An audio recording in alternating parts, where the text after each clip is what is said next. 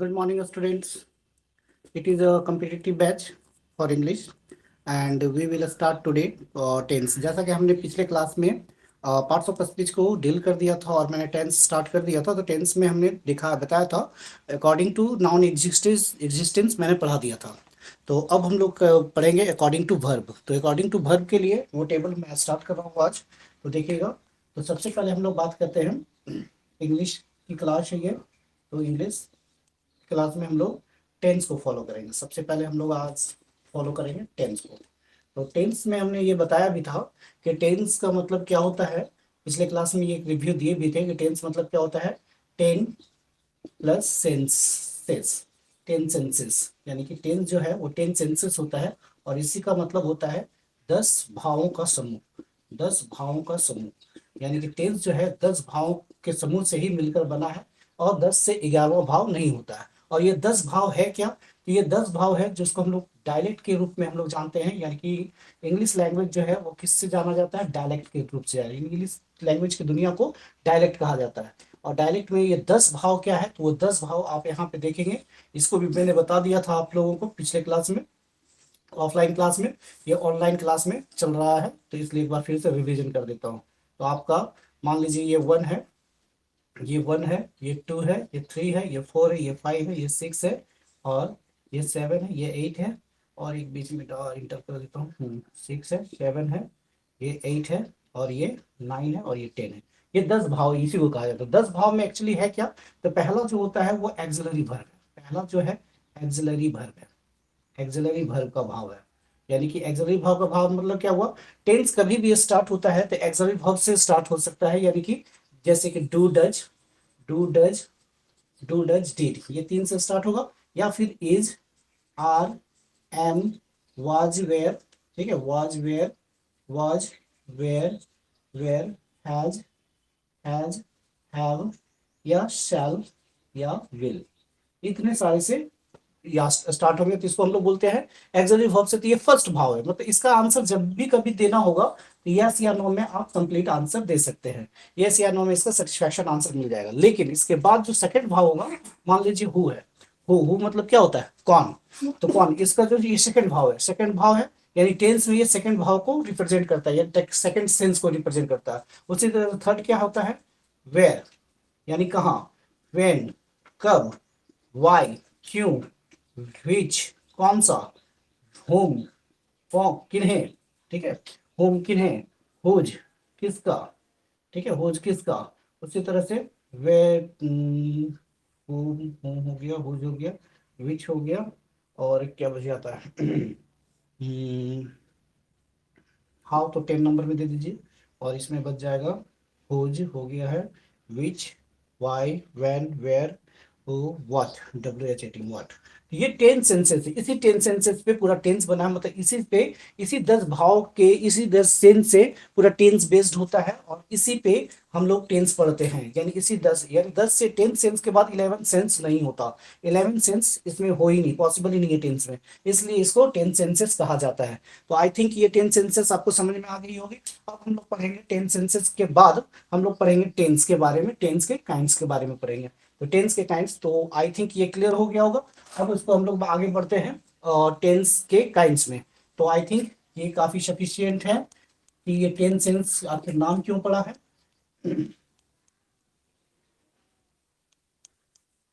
अब हम लोग बात करते हैं काइंड्स, टेंस के काइंड्स की बात करते हैं। तो टेंस के काइंड्स में हम लोग जानते हैं टेंस के कितने काइंड्स होते हैं, 3 काइंड्स होते हैं। There are 3 kinds of tense, तो जिसमें 1 नंबर क्या होता है, टेंस के काइंड्स की बात करते हैं, टेंस काइंड्स, 10 काइंड्स। तो 10 काइंड्स में हम लोग बात करते हैं, पहले प्रेजेंट टेंस, नंबर 1 में आएगा प्रेजेंट टेंस। प्रेजेंट टेंस जिसको हिंदी में हम लोग कहते हैं वर्तमान काल, वर्तमान काल, जो किसको रिप्रेजेंट करता है, टुडे, आज के समय को रिप्रेजेंट करता है। सेकंड हमारा क्या है, पास्ट टेंस, पास्ट टेंस जिसको हम लोग कहते हैं भूतकाल, भूतकाल, जो किसको रिप्रेजेंट करेगा, यस्टरडे को, यस्टरडे टाइम को रिप्रेजेंट करेगा। और थर्ड हमारा है फ्यूचर टेंस, फ्यूचर टेंस जिसको हम लोग कहते हैं भविष्यत काल, भविष्यत काल, जिसको हम लोग टुमारो से रिप्रेजेंट करते हैं, टुमारो से रिप्रेजेंट करते हैं,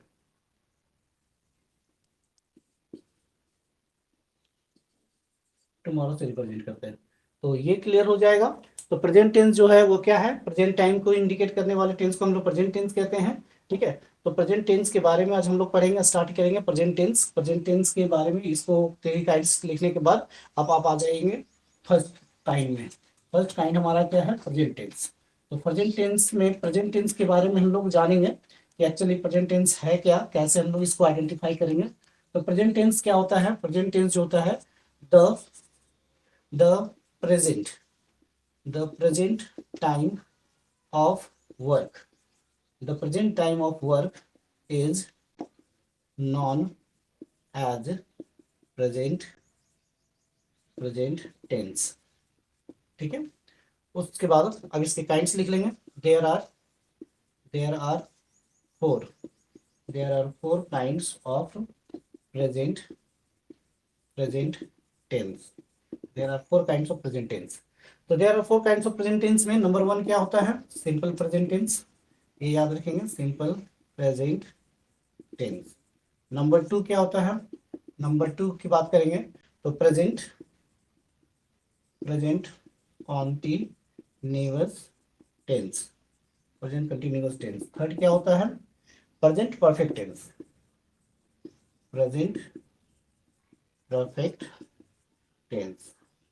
और फोर्थ नंबर क्या होता है, present perfect continuous tense, present perfect continuous tense. ये 4 काइंड्स हैं।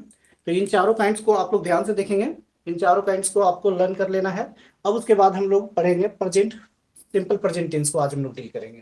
तो आज का बिगिनिंग क्लास है, कॉम्पिटिटिव क्लास का, ऑनलाइन क्लास का आज पहला क्लास है, इसलिए आज ज़्यादा तो नहीं बता पाएंगे, है ना। लेकिन कल से रेगुलर क्लास देंगे, रेगुलर ही जैसा आप लोग देखेंगे टाइम पीरियड, जैसे कि आप लोगों का पहले से MWF था, संदीप और क्या नाम है, अभिषेक, संदीप अभिषेक, आप लोग ऑनलाइन हो पाए हो अभी तक, दिख रहा है ऑनलाइन?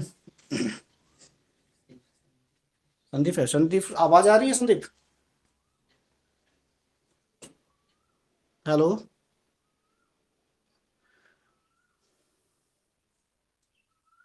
तो ये सारी चीजों को देख लेना आप लोग। टाइमिंग मुझे बता देना कि कौन कौन सा डे आप लोगों का था, अल्टरनेट डेज जो थे आप लोग कौन कौन सा लिए थे, उसको अकॉर्डिंगली बता देंगे आज क्लास के बाद। और उसके बाद हम उसी बेसिस पे क्लासेस देना स्टार्ट कर देंगे। तो आज हम लोगों का ये क्लास जो है प्रेजेंट, सिंपल प्रेजेंट टेंस को आज हम लोग डील करेंगे।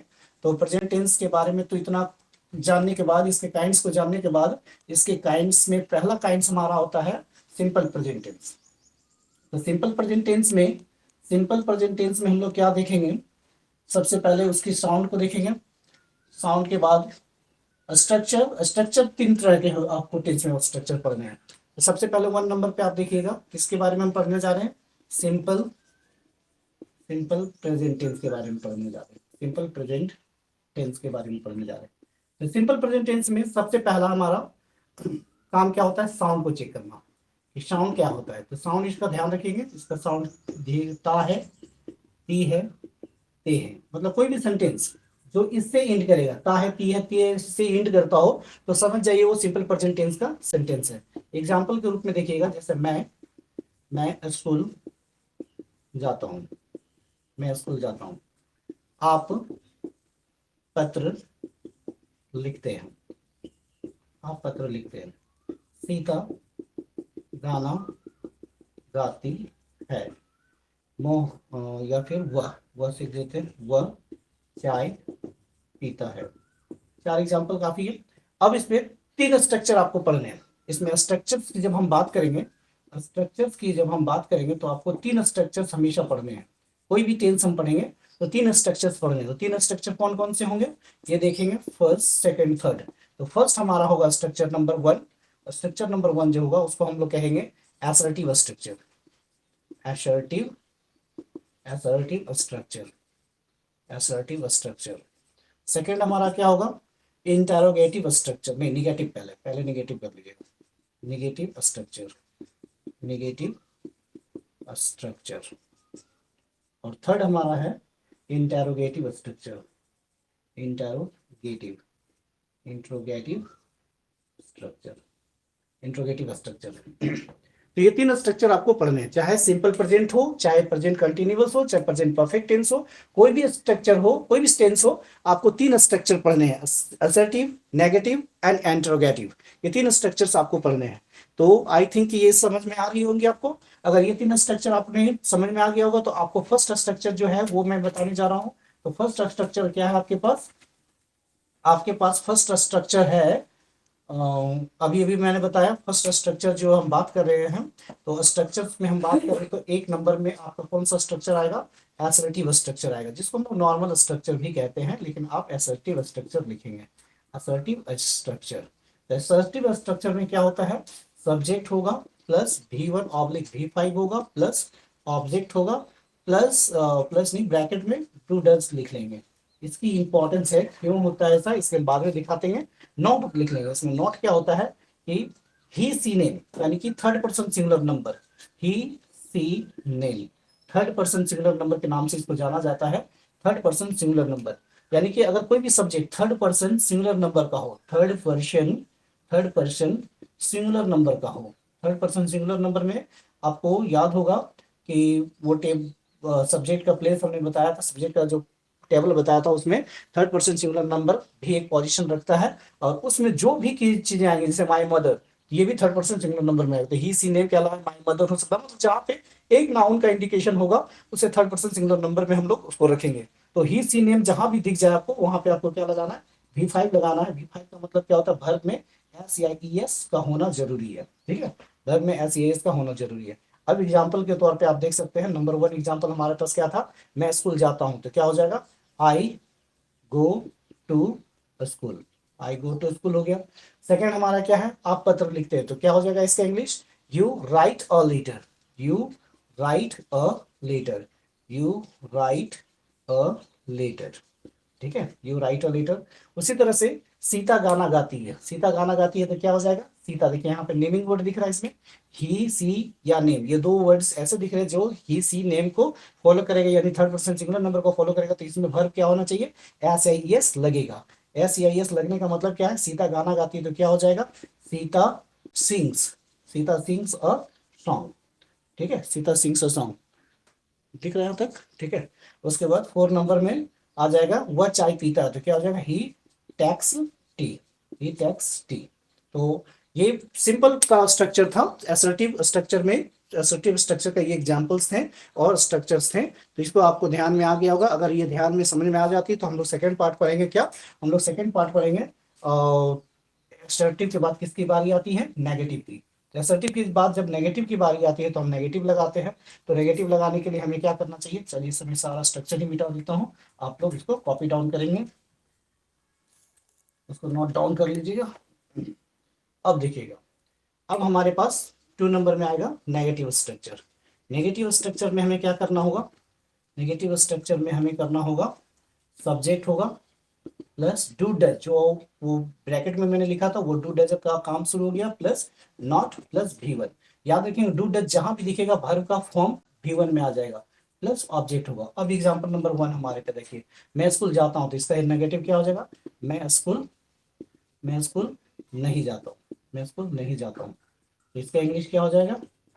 आई डू नॉट, आई के साथ डू लगता है, ही सी रहेगा तो डज लगाएंगे, I do not go to school, I do not go to school. उसी तरह से 2 नंबर में देखिएगा, आप पत्र लिखते हैं तो क्या हो जाएगा? You don't, do not write, you do not write a letter. देखिएगा, डो नॉट को शॉर्ट में डोंट भी कहते हैं, तो डोंट भी यूज किया जा सकता है।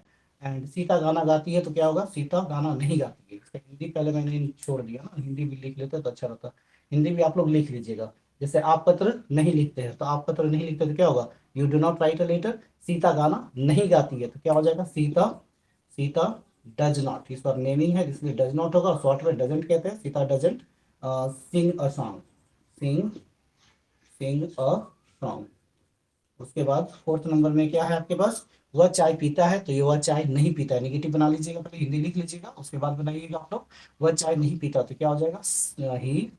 ही डज नॉट, यानी कि हिंदी में शॉर्ट में इसको डजेंट भी कहते हैं, चलेगा डजेंट या डज नॉट, पूरा ही मैं लिख दे रहा हूँ आप लोग। Does not, he does not take tea. ये चार हो गए किसका, निगेटिव स्ट्रक्चर का। निगेटिव स्ट्रक्चर कंप्लीट होने के बाद आप लोगों को क्या करना है, इंटरोगेटिव बनाना है। तो आई थिंक ये समझ में आ गया होगा। अब आप लोग पढ़ जाइए तीसरे नंबर पे, स्ट्रक्चर नंबर 3। इसी तरह से सारे काइंड्स को हम लोग डील करेंगे और टेंस को कंप्लीट करेंगे, लेकिन ध्यान रखेंगे थोड़ा फास्ट पढ़ेंगे, क्योंकि ये टेंस के बाद बहुत बड़ी टेबल पढ़ने हैं आप लोगों को, बहुत सारे टेबल्स पढ़ने हैं। अब आप देखेंगे थर्ड नंबर में आपका क्या आता है। थर्ड नंबर में आता है interrogative structure. Interrogative, interrogative structure. Interrogative structure में क्या होता है, इंटरोगेटिव स्ट्रक्चर में आपका जो डू डज था वो आगे आ जाएगा, हेल्पिंग वर्ब आगे आ जाता है, बस इतना समझ लीजिएगा। डू डज आगे ले आइएगा, डू डज आगे आएगा, प्लस सब्जेक्ट हो जाएगा, और फिर वर्ब 1 होगा, फिर ऑब्जेक्ट हो जाएगा, और लास्ट में क्वेश्चन मार्क जरूर लगाइएगा। ठीक है, एग्जाम्पल देखिए, एग्जाम्पल नंबर 1 क्या है, मैं स्कूल जाता हूँ, तो इसका क्या होगा, क्या।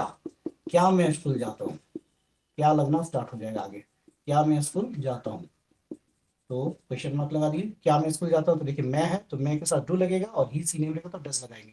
तो मैं है तो क्या होगा, डू।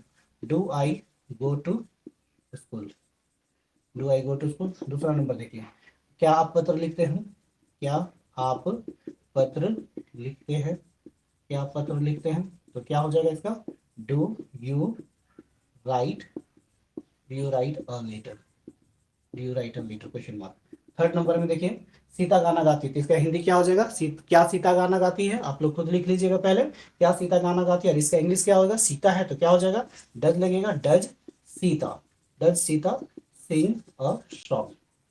ठीक है, क्वेश्चन मार्क लगा दीजिएगा, 4 नंबर पे आ जाइए। क्या हुआ, चाय पीता है तो क्या हो जाएगा, does, does he take tea. ठीक है, क्लियर है। यानी प्रेजेंट, सिंपल प्रेजेंट टेंस के आज सारे काइंड्स बता दिए गए, तीनों सिंपल प्रेजेंट के तीनों स्ट्रक्चर्स बता दिए, तीनों स्ट्रक्चर के साथ नॉट भी मतलब स्ट्रक्चर के साथ एग्जांपल्स वगैरह सारा चीज क्लियर कर दिया गया है। आप इस वीडियो को वापस रिव्यू करके देख लेंगे। आज चूंकि आज बिगिनिंग क्लास है ऑनलाइन का, इसलिए मैं ज्यादा नहीं दे रहा हूँ, एक ही काइंड को दे रहा हूँ। आप इसको पढ़ ले, अच्छा से समझ ले, जहां भी डाउट होगा उसको मुझे बताएं, ताकि मैं नेक्स्ट वीडियो में फिर से वहीं पे ज्यादा फोकस करके आपको डील कर सकता हूँ, और क्या क्या चीजें आपको समझ में आ रही है, क्या क्या प्रॉब्लम्स कर रहे हैं, उसके बारे में मुझे फोन करके बता सकते हैं। और इसके साथ ही आज मैं ज़्यादा क्लास नहीं लूँगा, आज वक्त की कमी है। कल से आपकी क्लासेस जो होगी 7 बजे ही होगी, 7 से 8 1 घंटे का दे देंगे। लेकिन उससे पहले आपको बताना होगा कि क्या क्या कौन सा टाइमिंग चाहिए, किस तरह का टाइमिंग चाहिए, मतलब अल्टरनेट डेज में कौन कौन सा डेज चाहिए, और उसके बाद मुझे ये क्लास को कंटिन्यू रखना होगा, कि जब तक अभी ऑफलाइन नहीं होता है तब तक। ठीक है, थैंक यू वेरी मच।